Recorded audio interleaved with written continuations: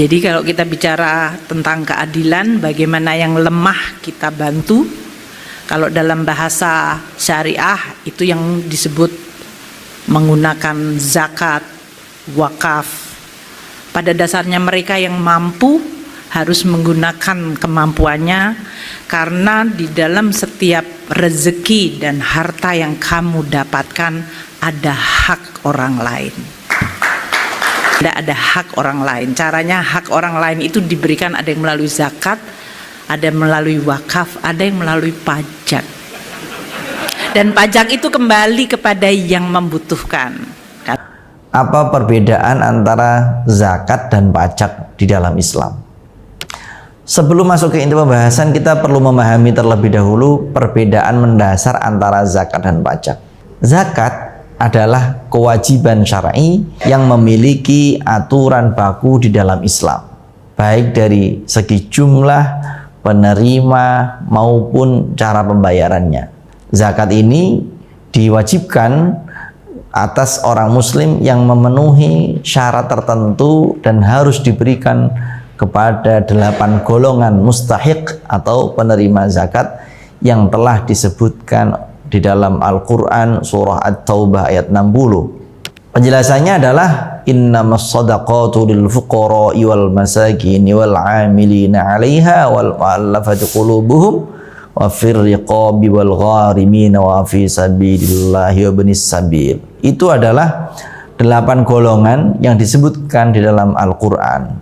Yang ayat tersebut artinya sesungguhnya zakat itu hanyalah untuk fakir, orang-orang miskin, amil zakat, mu'alaf, yang dibujuk hatinya supaya masuk Islam atau baru masuk Islam yang masih newbie. Terus kemudian untuk memerdekakan budak, untuk orang-orang yang berutang, untuk orang yang berada di jalan Allah sabilillah, dan orang-orang yang sedang dalam perjalanan sebagai kewajiban dari Allah Subhanahu wa taala. Itu soal zakat. Nah, sekarang kalau pajak adalah kewajiban negara yang bersifat administratif dan berubah sesuai dengan kebijakan pemerintah. Pajak bisa digunakan untuk berbagai keperluan negara seperti pembangunan infrastruktur, pendidikan, dan pertahanan yang tidak selalu sejalan dengan tujuan zakat di dalam Islam. Jadi kalau Islam hanya membatasi tujuannya itu untuk para mustahiq 8, tapi kalau pajak itu tidak tertentu dalam mustahiq 8. Dengan kata lain, meskipun keduanya sama-sama bersifat wajib dalam konteks masing-masing, zakat adalah kewajiban agama, sedangkan pajak adalah kewajiban sebagai warga negara. Nah, pendapat mazhab Syafi'i tentang pajak dan zakat itu sebagai berikut. Para ulama di dalam mazhab Syafi'i itu menyatakan bahwa membayar pajak tidak menggugurkan kewajiban zakat. Artinya, seseorang tetap wajib membayar zakat meskipun ia telah membayar pajak kepada negara. Hal ini ditegaskan oleh Al-Imam An-Nawawi dalam kitabnya Al-Majmu' Syarh Al-Muhadzab, di mana Imam Nawawi menjelaskan bahwa zakat adalah hak wajib yang harus dikeluarkan dari harta seorang muslim yang telah mencapai nisab dan haul dalam konteks zakatul amwal. Kalau zakatul abdan adalah orang yang mendapati maghribnya tanggal 1 Syawal sedangkan dia mempunyai kelebihan untuk cadangan makan esok hari. Imam Nawawi di sana mengatakan az-zakah ibadah mafruḍah wa laha masarif muayyanah fala yajuzu surfuha ila ghairi ahliha wa la tasqutu bi ada'il kharaji wad dharaib. Zakat adalah ibadah yang diwajibkan dan memiliki saluran tertentu sehingga tidak boleh disalurkan kepada selain yang berhak dan tidak gugur dengan membayar pajak dan upeti kepada penguasa. Dalam kitab Tuhfatul Muhtaj karya Ibnu Hajar Al-Haytami juga disebutkan bahwa seseorang tetap wajib mengeluarkan zakat meskipun ia telah membayar pajak kepada pemerintah. Teman-teman sekalian, selain soal tersebut, Rasulullah SAW menegaskan bahwa zakat adalah kewajiban tersendiri yang tidak dapat digantikan oleh pajak atau kewajiban lainnya. Rasulullah SAW bersabda, Innallaha ta'ala farada 'alal aghniya'i minal muslimina fi amwalihim biqadri ma yas'u fuqara'ahum wa la yujhadal fuqara' idza syabi'u wa kusu bima faradallahu lahum. Rawahu Tabarani. Yang hadis ini menjelaskan intinya zakat ini hanya diwajibkan kepada orang kaya.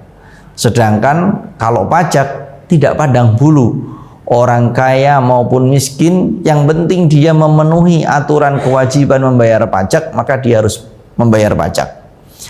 Ada orang miskin, dia punya satu motor, maka motor itu harus dibayar pajak. Ini tentu konsepnya berbeda dengan zakat. Kalau zakat tidak mesti orang punya motor wajib membayar zakat. Dilihat-lihat dulu, banyak sekali tinjauan-tinjauan di sana. Nah, kalau kita mengacu kepada hadis ini menegaskan bahwa zakat ini harus diberikan kepada mustahiq secara langsung sesuai ketentuan, namun sumbernya juga sesuai dengan ketentuan, tidak seluas sebagaimana dalam aturan pajak. Mengapa pajak ini tidak bisa menggantikan zakat? Para ulama menjelaskan beberapa alasannya. Yang pertama adalah perbedaan tujuan. Zakat adalah ibadah yang bertujuan untuk menyucikan harta.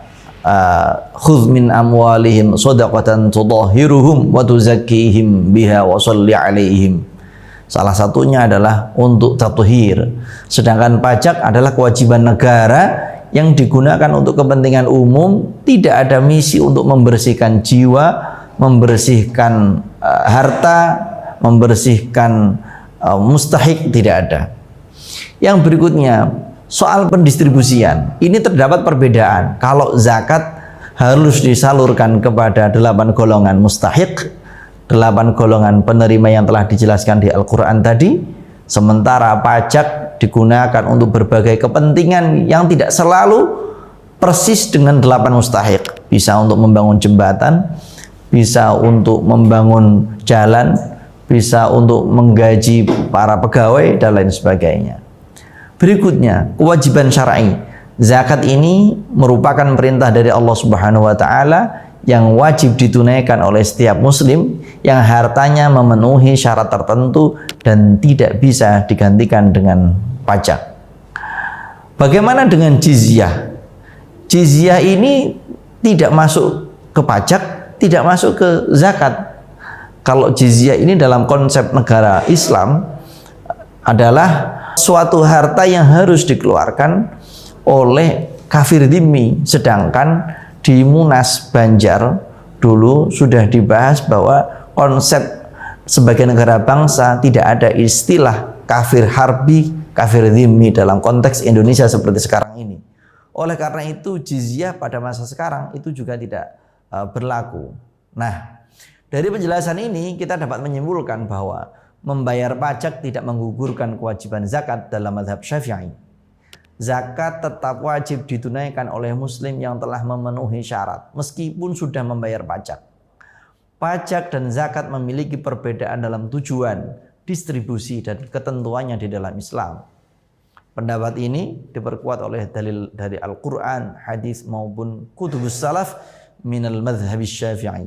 Oleh karena itu, sebagai seorang muslim, kita harus tetap menjalankan kewajiban zakat dengan benar sesuai ketentuan syariat tanpa menganggap pajak sebagai penggantinya. Semoga penjelasan ini bermanfaat dan menambah ilmu bagi kita semua. Wallahu a'lam bishawab. Assalamualaikum warahmatullahi wabarakatuh. Bagaimana status orang yang kerja di dinas pajak? Apakah termasuk dalam hadis membantu berbuat zalim yang dikecam oleh Rasulullah SAW, bukan golongan Nabi SAW? Bagaimana status harta dari gaji di kantor pajak? Kalau kita bicara umum global dan pendapat jumhur ulama, sebenarnya pajak itu nggak ada dalam Islam, nggak ada sama sekali. Dan tidak boleh negara hidup dari pajak. Mestinya keringatnya orang kita ambil gimana tuh, gitu kan? Itu seperti negara yang sedang merampok hasil kerjanya masyarakatnya. Ini bahasa langsungnya ya. Mudah-mudahan tidak ada yang tersinggung. Kalau tersinggung berarti Anda merasa, gitu kan? Saya cuma menyampaikan saja. Alhamdulillah kalau memang dia pas berbuat terus dia tersinggung berarti bagus, kena tuh gitu kan. Nah, mestinya jangan, harus bisa diubah. Bagaimana caranya? Kita sudah terlanjur mayoritas biaya yang kita pakai negara untuk pajak. Ya harus Anda berpikir. Untuk apa jadi pemimpin? 5 tahun dipimpinnya untuk memeras pemikiran, tenaga, menguras tenaga kita, pikiran, ide-ide, kembangkan. Bagaimana supaya bisa menjadi produktif? Bagaimana kita bisa menghidupkan? Bagaimana kita bisa memberdayakan? Mestinya begitu. Kalau tidak kita akan vakum terus nih, gitu kan? Saya tidak pernah temukan ada pendapat ulama yang mengatakan boleh penerapan pajak secara mutlak di sebuah negara. Itu tidak pernah saya temukan ada pendapat. Malah pendapat ulama umumnya melarang itu. Tidak bolehnya ada itu, gitu kan? Dan ada hadis yang berbunyi pemilik maks itu orang yang suka memungut ya bayaran-bayaran dari orang yang lewat, gitu kan? Kemudian seperti misalnya maaf teman-teman di bea cukai begitu, masuk barang lebih dari $1.000 harus bayar. Kenapa harus bayar, akhi? Orang kerja setengah mati banting tulang, dia beli barang untuk kebutuhan rumahnya, kita harus bayar ke negara. Kenapa harus bayar nih? Kan nggak nyambung itu ya. Harusnya biarin aja. Di zaman Nabi SAW orang bolak-balik keluar bawa barang di Madinah nggak ada masalah. Oh ini untuk kerapian, kerapian larang saja masuk barang yang terlarang. Kalau barang boleh nggak ada masalah. Orang mau dagang, untung kan dagang itu, nggak apa-apa, gitu kan? Bisa saja hidup ekonomi di negara itu kan, dan seterusnya banyak hal lah sebenarnya. Ada sebagian ulama yang mengatakan ada satu celah di mana pajak itu nggak apa-apa, gitu kan? Pada saat pajak itu bukan ditetapkan oleh pemerintah, tetapi bukan ditetapkan secara wajib ya. Seperti kita kan wajib pajak. Dia bukan diwajibkan. Dia ditetapkan sebagai sebuah peraturan pemerintah, terbuka bebas, masyarakat siapa yang mau bantu pemerintah dengan pajak. Tidak dipaksa. Sebab kalau maksa ini nggak boleh. Memaksa orang mengambil hasil keringatnya nggak boleh dalam Islam. Tidak ada hak kita untuk itu. Tapi kalau diberikan kesempatan, siapa yang mau nyumbang silakan. Seperti misal Nabi SAW kalau mau berjihad, apa yang perlu dilakukan? Wahai muslimin, jihad, bersedekahlah. Boleh buka jubahnya, siapa yang mau nyumbang silakan. Yang satu bawa, yang satu bawa, yang satu bawa. Nih, negara kita lagi terlilit utang, siapa yang mau bayar nih? Ayo kita bagi-bagi nih. Ada yang nyumbang ini, nyumbang itu. Silakan, itu bebas. Tapi wajib. Kan gitu. Kalau enggak dianggap sebagai pelanggar, bahkan orang yang tidak bayar pajak itu bisa dipenjara, bisa ini masalah ini. Ini masalah. Jadi ini keadaan Allah alam celah di mana dia mungkin jadi bisa kalau dia berbentuk sedekah kerelaan dari masyarakat, itu boleh. Tapi kalau paksaan, ini agak sulit. Status harta dari gaji kantor pajak Allah alam sama dengan kata-kata tadi. Kalau memang itu tidak boleh, maka lebih aman untuk tidak bekerja di situ. Kecuali tadi memang ya, masyarakat semuanya mengatakan kami mau bayar pajak, kami suka sedekah buat pemerintah. Memang pahalanya besar. Lah kok ketawa? Berarti nggak setuju ya? Bukan saya yang bilang ya. Anda lebih banyak suaranya dari saya. Nah iya. Gitu kan?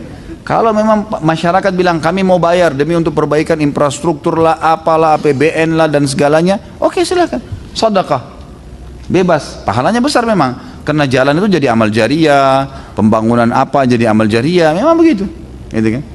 Tapi kalau ditumpuk-tumpuk, kemudian mereka pesta-pesta dengan uang itu, pakai untuk ini hasil keringat orang, ini sama saja tanda kutip orang sedang memeras harta orang, tapi secara kemasan, dengan kemasan, kesannya seperti tidak ada sesuatu yang haram di situ. Lalu bagaimana jika ada pegawai yang bertugas mendidik para orang pajak? Apakah dapat dikategorikan membantu? Sama semua, akhi. Jadi jangan berbolak-balik bertanya di situ, karena jawabannya akan sama gitu.